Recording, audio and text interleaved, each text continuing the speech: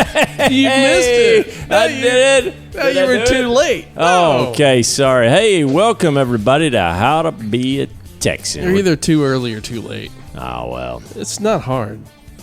That's late. It's right, late. I'm ready. Let's do this. Let's do this thing. All right. What are we talking about, man? Friday Night Lights. High school football in Texas. And we have no support system here at all. It's just you and I alone in the studio. Just two old farts. We've outlasted everybody. We don't even know how the technology works. Just push a button. Make sure it's red, and we're good. We may not actually be recording. I think we're good. So Friday Night Lights. So you think about Friday Night Lights, you think about Texas football. Or at least I hope you do. Because that's what I think about. And I love it. Now, hey, you play football, right? Oh, yeah.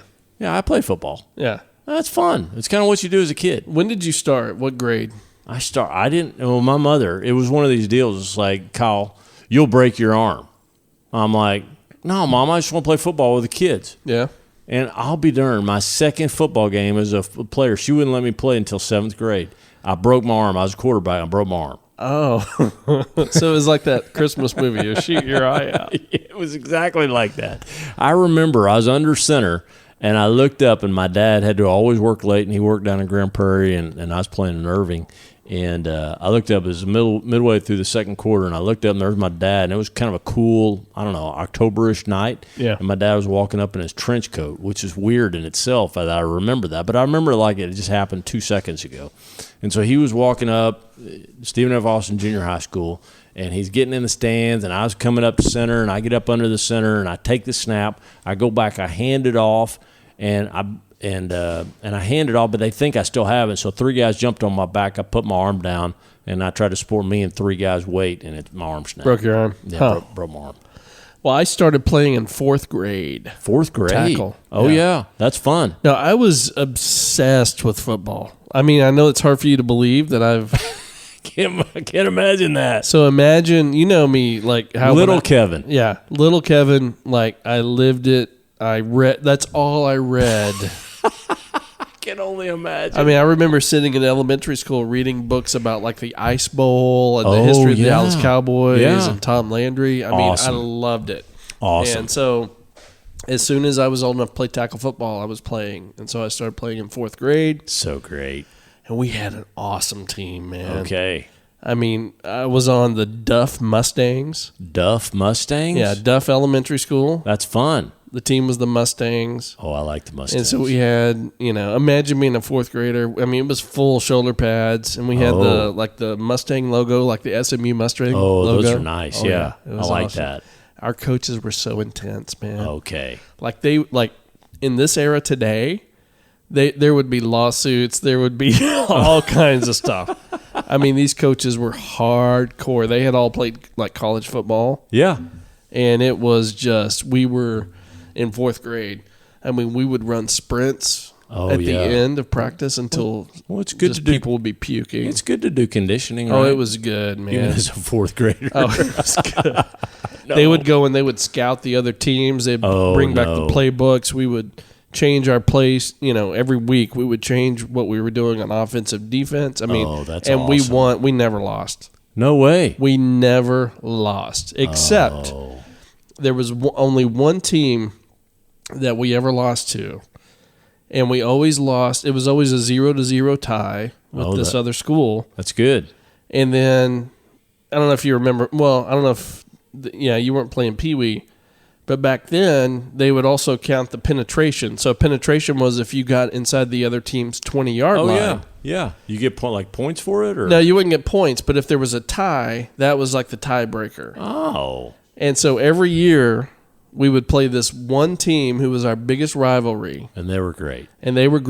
Okay. And we were great. And then it would end up being a 0-0 tie, and then they beat us on penetrations every single year. Until 6th grade, we ended up going to the city championship. Okay.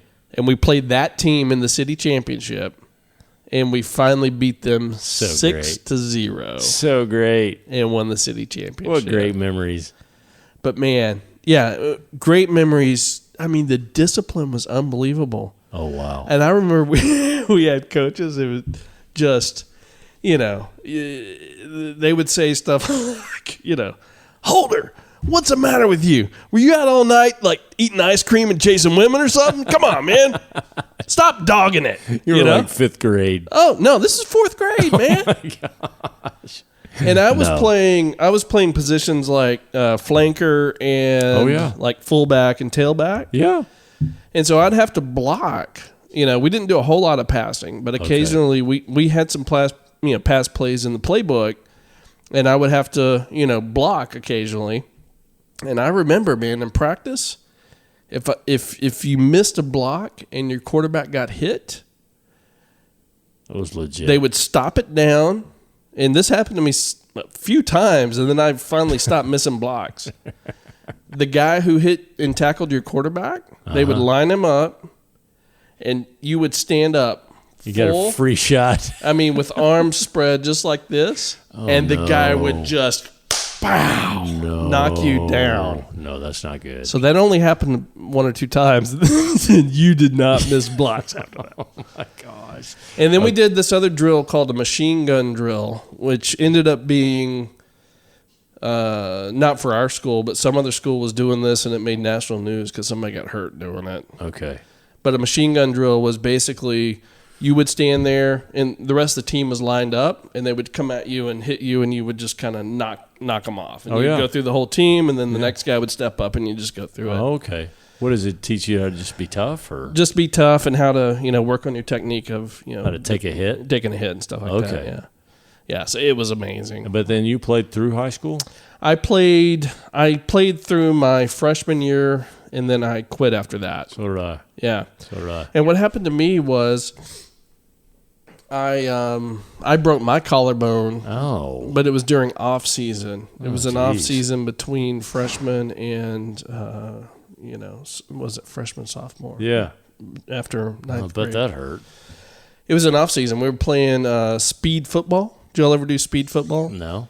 So in off season, we would of course do weights and work out and stuff like that, and then we would do speed football. And basically, speed football was basically rugby. I mean, you're just out there and you're, I can see how you'd break some stuff. Yeah, you would never. There was no real pads on because it was after your workout. You just kind of formed teams, and it was just as quick as you could go down the field, you would go. So you kind of, it was mostly passing. As soon as the guy would get tackled, he would hop up and kind of flip the ball to the quarterback, and you'll just immediately run another play. Oh, that's fun. Yeah, and so I kind of ran. I did a route.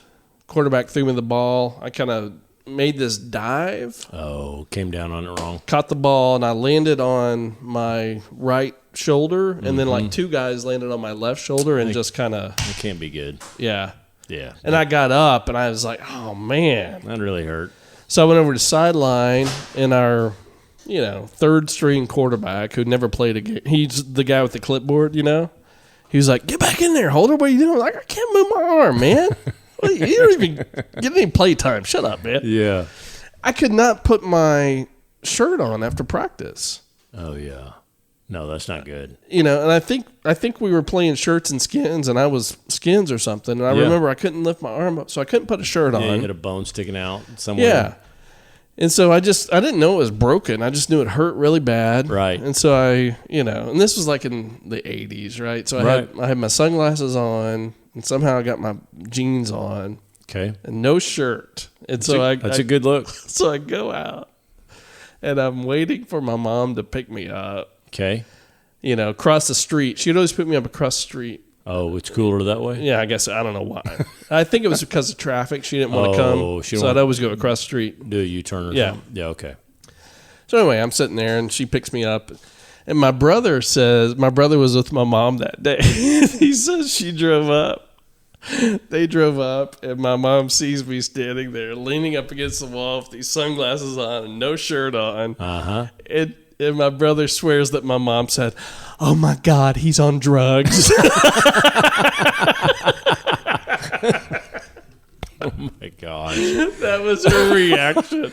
Oh, my God. And so I got in. I'm like, Mom, my shoulder's hurting. She's Right. like, well, let's go to the doctor. And we go to the doctor. It's Actually, better than the alternative. yeah, it was broken completely in half. Oh, yeah, gosh. it's a pain in the butt. So Well, mine, again, 7th grade, and I broke my arm. I was quarterback, and I go over the sidelines. I'm like, Coach, I hurt my arm. I don't know what happened. He's like, get under the center and take a snap. You'll be fine. I'm like, as a 7th grader, just shake it off. you just do, rub some dirt on it. You just do what the coach tells you. Yeah.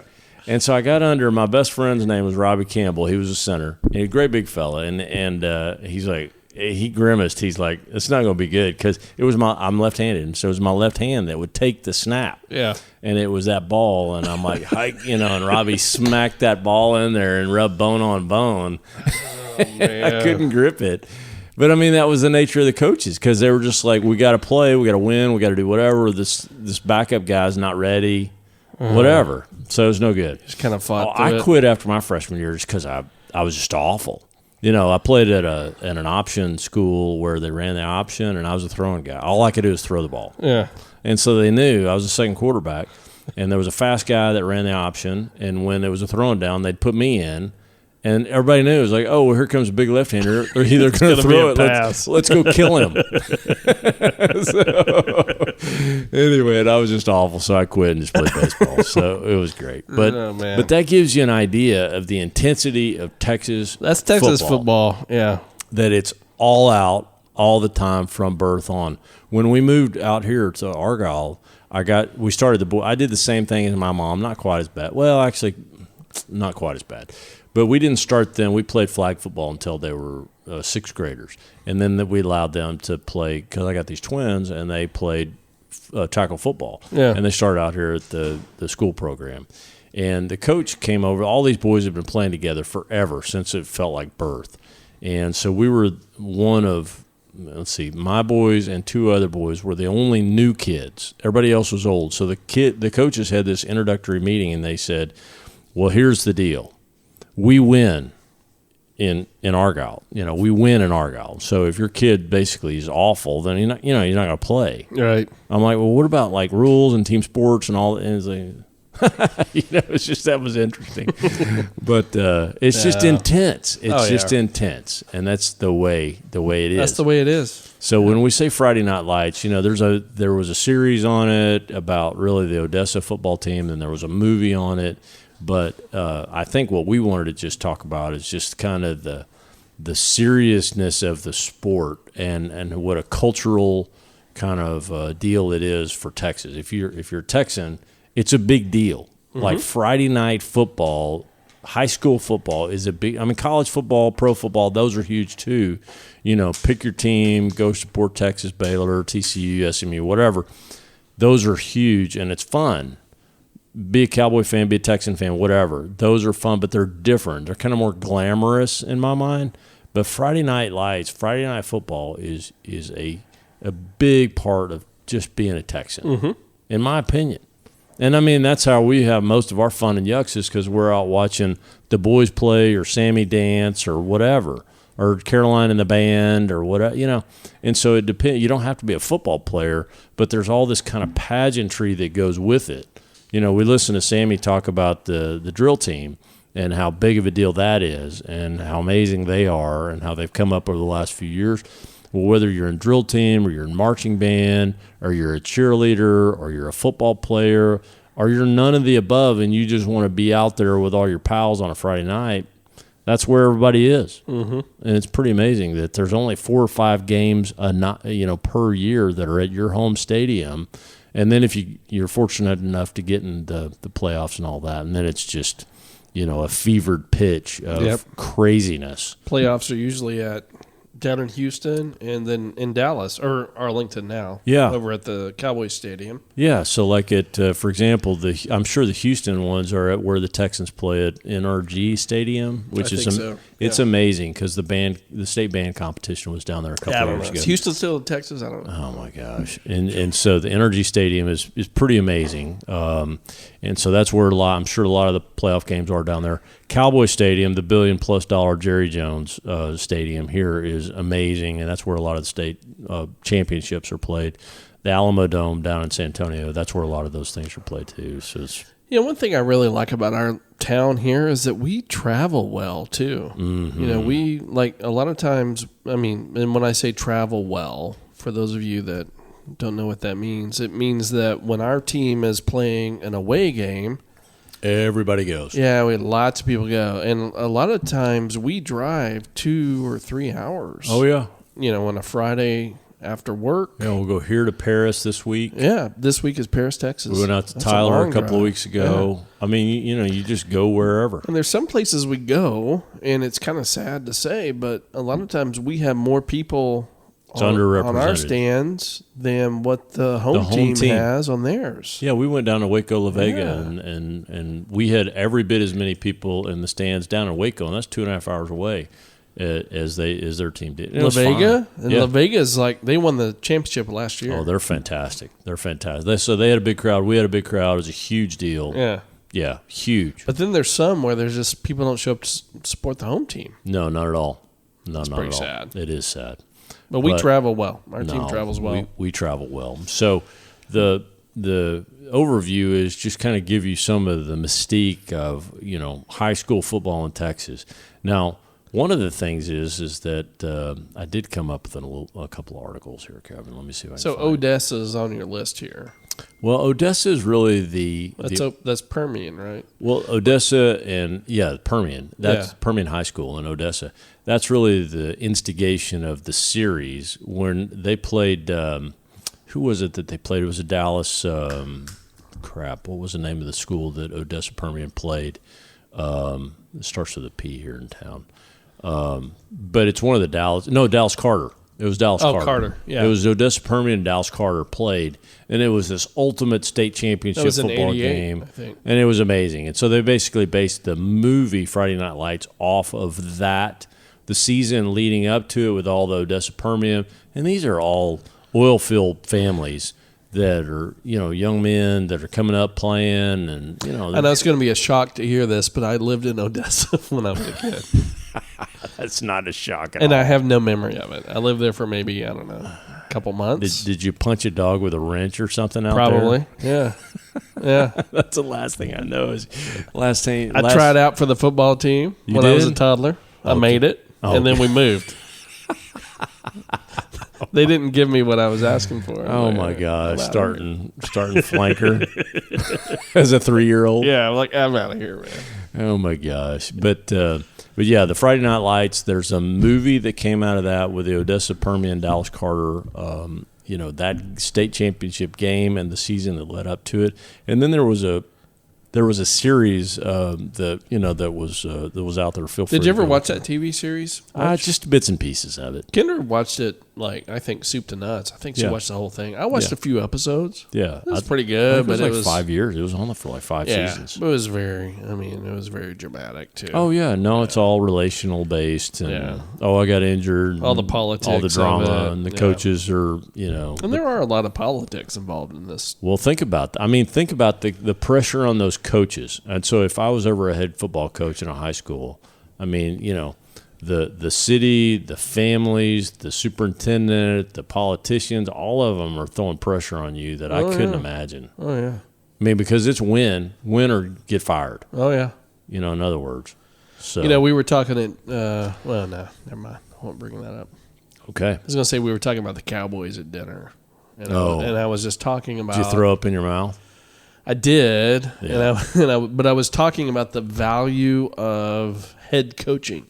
Oh yeah, right. Yeah, and I don't know, and I can't explain it. Kendra asked me, what difference does it make if it's Jason Garrett versus Jimmy Johnson? And I can't tell you the intangibles of it, but there's something to that. There's something to it, and just like here in Argyle, whether you love or hate the coach, I don't know, but you can't argue with He drives results. Yeah. And and it's interesting because if you don't have the results desired, then you get ejected pretty quickly. And generally a new coach will come in and will bring an entire staff with them.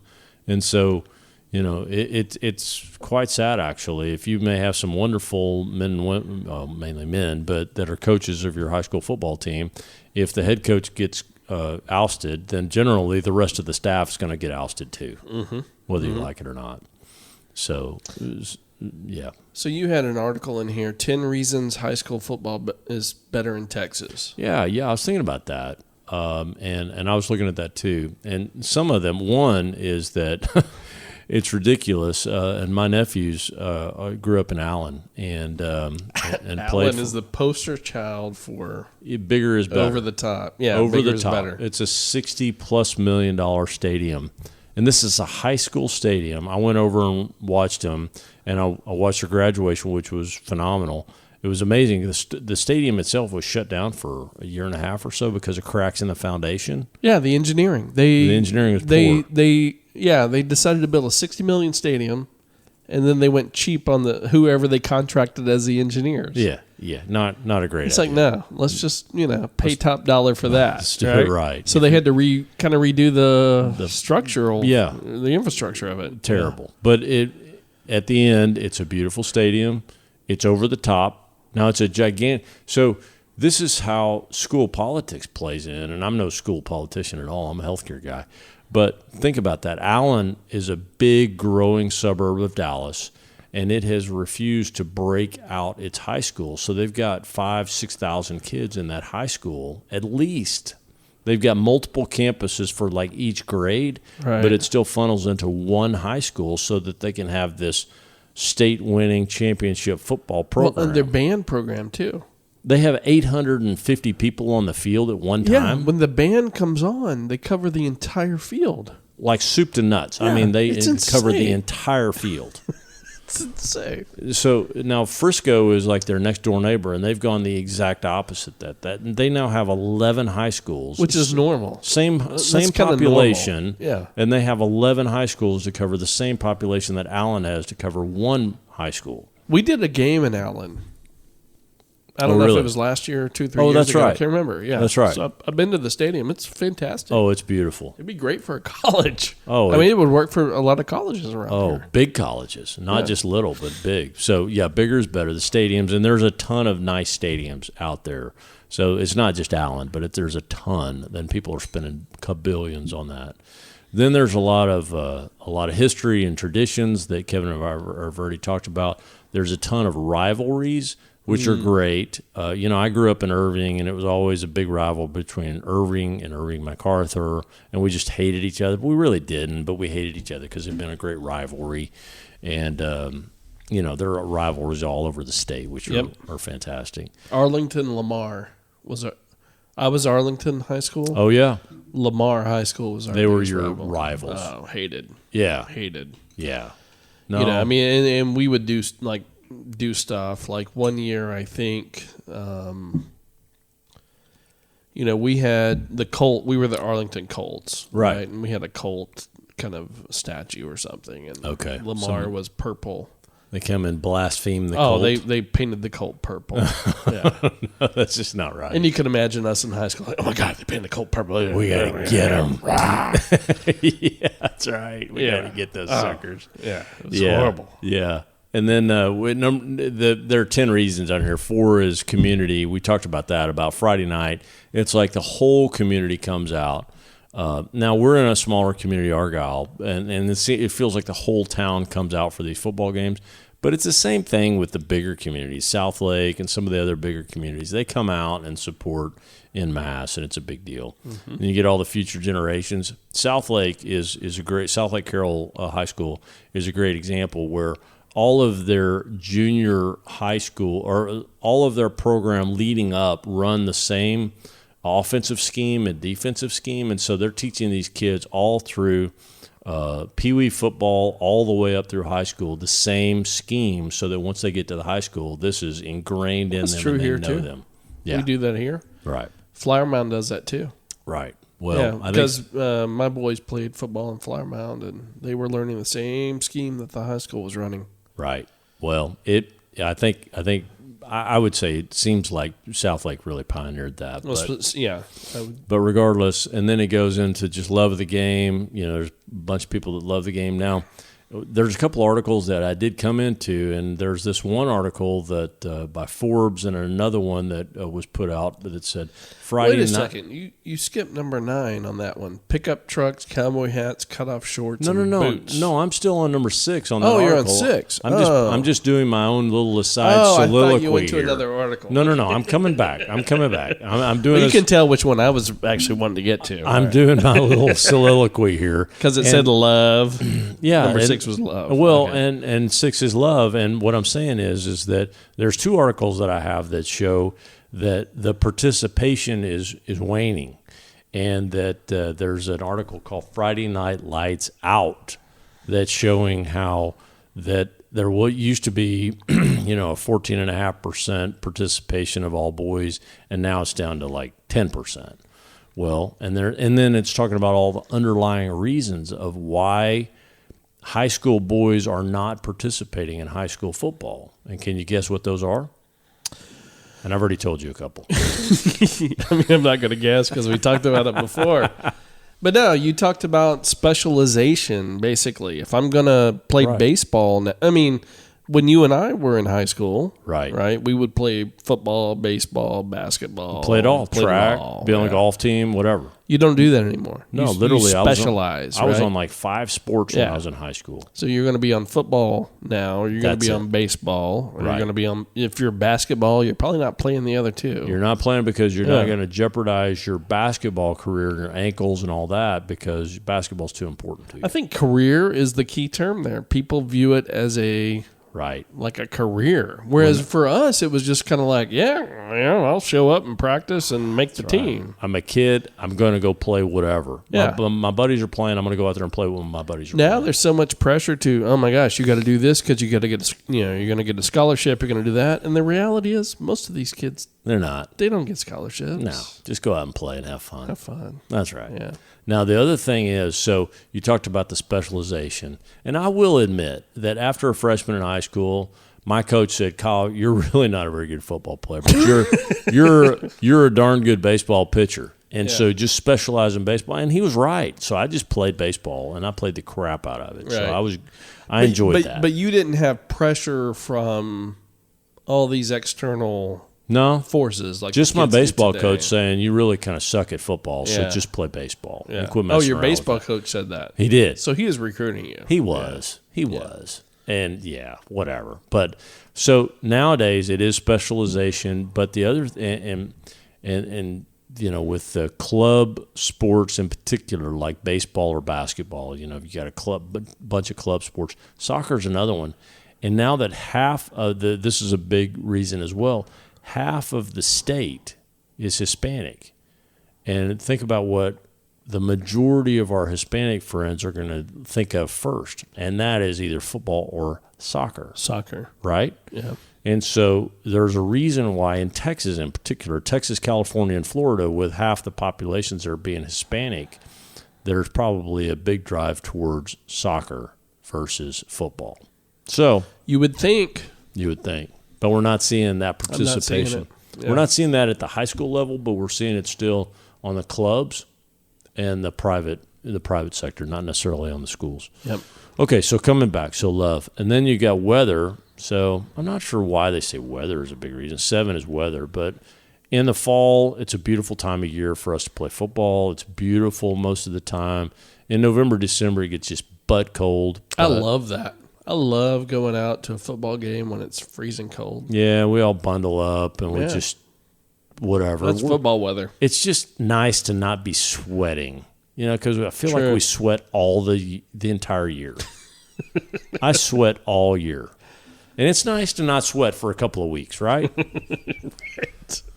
Anyway, so And then you got, 8, team spirit, which it's a big deal. And then what is this? 9, pickup truck, cowboy hats, cut-off shorts, and boots. And it's got 3 lovely ladies that are showing It's talking their about boots. tailgating. Tailgating. Mm-hmm. Are you a tailgater? I don't do a lot of tailgating. Tailgating is big, man. It's a big deal here in Texas with a bunch of barbecues and getting your drink on. But the thing is, I think in most states, I mean, most people that are listening now outside of Texas, they know what tailgating is. Yeah. But generally, it's for an NFL team. Like a pro team. Pro team or a college. I think there's college tailgating. No, that's right. That's right. But how many people across the country go out and tailgate at the high school level? No. But that's a lot of what's going on here. Well, think about what happened last week. Last week was homecoming in our town, Argyle. Yeah. And so we had like the carnival on Wednesday night. Or was that Thursday night? I can't remember. Wednesday or Thursday? I was out of town. I was there. I was cooking burgers for it. We had a giant parade. We had a big pep rally and a massive. And the Thursday night was like a bonfire or whatever. Yeah. And then Friday night you have the game and you have these massive mums. Mums. That's a Texas thing, by the way. So I did research that. Is a Texas, that is only in Texas where we do the mums. That's a Texas ridiculousness. It is. We could do a whole episode on that one. Yeah, but just for you Minnesotans out there listening, so they do these mums, and you would think, oh, well, a mum, that's nice, like nice little corsage. Is that what you're thinking? Yeah. Like no, it's like on a halter around the young lady's neck. Because it's actually like 24 mums stitched together. It goes across the person's full entire body with ribbons, streamers, cowbells, LED lights, giant teddy bears, names on streamers. You know, it's unbelievable. $300 is the cost of one of these things. I know that personally. No, I do too. Luke just had one. We went through it this week too. $300. Yeah. Couldn't believe it. I'm like, you got to be kidding. I actually work for a living. So anyway, mums, and that's a big deal, and the girls too. And so the girls have to buy one for the boy. Oh yeah, that's what I'm saying. We went through that too. Sammy made one for some boy this week. Yeah, it's not just like a nice little arm garter. It used to be a garter, I think, when we were in school, right? With maybe like a little or maybe a little on pin-on thing.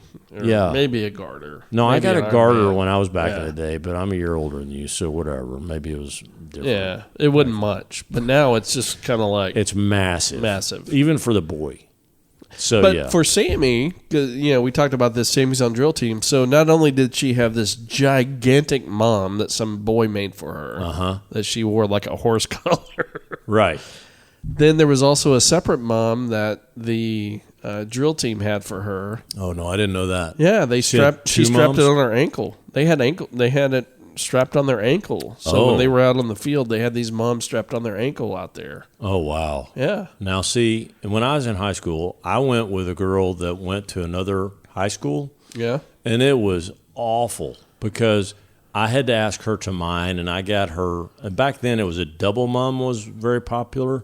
And so you had 2 flowers and the streamers and all that. So I got her a mum for mine, and then I had to turn right around and get another mum for hers, which was like a week later.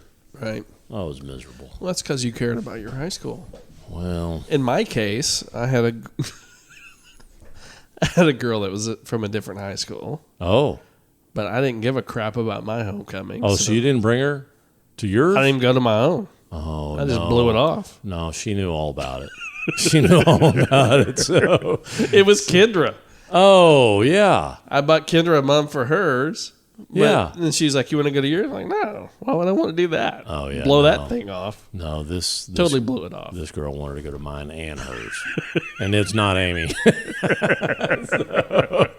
Different young lady. So, yeah. So that's it for Texas high school football.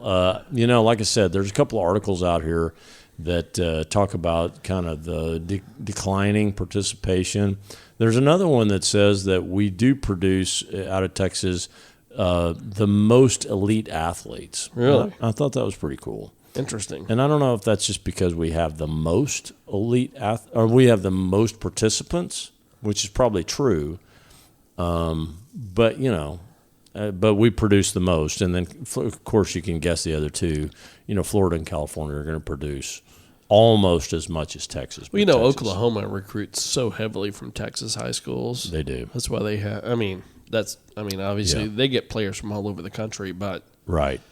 At least back in the day, they were known for recruiting from Texas high schools. That's right. That's right. Well, and you were a big trader if you went to OU instead of Texas. Well, back in the day, you were, but now it's like, hey, look, these D1 kids they're fielding offers from they go everywhere. Purdue, wherever, because they're being recruited. They know Texas is like the biggest thing in the world for us down here, and in football, and so we're getting recruited. Our kids are all over. Matter of fact, it's interesting that our kids are recruited.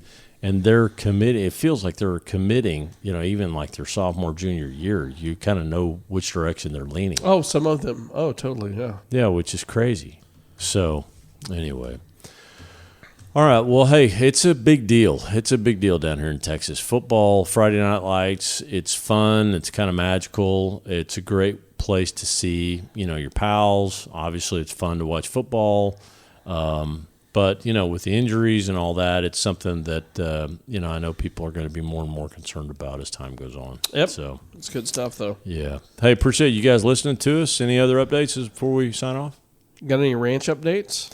Yeah, as a matter of fact, I got a horse back. Yeah, you didn't even know that. No? I got what a horse. Happened? I'm nursing a horse. So Scout got hurt, and so...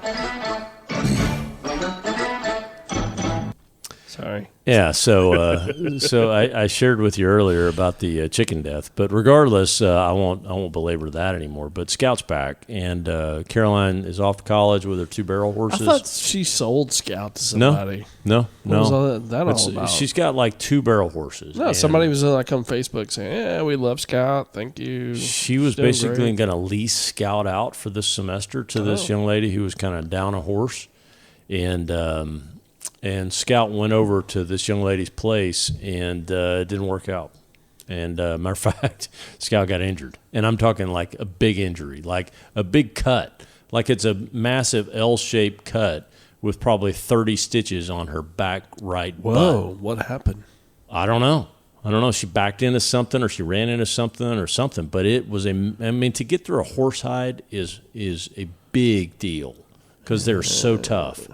And so Doc Shepard's coming over, every other day, nursing her. She's got a drain out of this wound, and it's nasty. What the heck? So I've got Scout penned up with the 2 mini donkeys, and because when Harper and Caroline went yesterday back to school, because Caroline's got a rodeo, I don't know, in West Texas somewhere this weekend, and horses are so collegial where they need each other, and when they don't have their buddy with them, they freak out. And so we put the 2 mini donkeys in there with her, just as companions. And she's still neighing a lot, but she's okay. Said, "Put them over here, man." I could with Doc and Pumpkin, but they'd hang out. No, she's good. Be she's fast good. friends. Yeah, no. Doc said I need to keep her in for a week. Yeah. So otherwise, so y'all gonna lease her back out to this person, or is that over? No, I don't think so. Yeah, I don't think that's gonna do. I'll just keep her at the house and play day or something. Yeah. So whatever. She's a good girl. I just ride her. So it'll be good. I'll get her back in shape. Well, our update is the chicken you thought was a rooster is now laying eggs. Well, I misidentified a bull for a cow, so I'm never that good at sexing animals. You were very confident in that. That's a rooster, I guarantee you. It had those flailed tail feathers. So, when you see those tail feathers flail up, you're like, oh, well, that's going to be a rooster for sure. Well, clearly not. It laid an egg, so. Well, yeah, so we're doing a little bit better in the chicken department. But okay, well, good. Yeah, I had to behead a chicken yesterday, so that was bad. That was a creepy story. It was terrible. It was terrible. And now we got dog shock collars and all that. The dogs are just – we got all these new dogs. So I got a new puppy, and then Caroline's got this new dog, and they don't know how to interact with chickens, and I like to free range the chickens. And anyway, it's in the dog's nature to, do bad things to chickens. Yeah. Well, you could train the dogs to respect that border. Well, yeah, but if the chickens are out just amongst the dogs, that's no good. And that's what was happening. Yeah. They just can't control them. And that's what happened. They just couldn't control themselves. Oh, that happens here. Our chickens, our dogs love to chase the chickens when they cross over because we have the, invisible fins. wire. Yeah.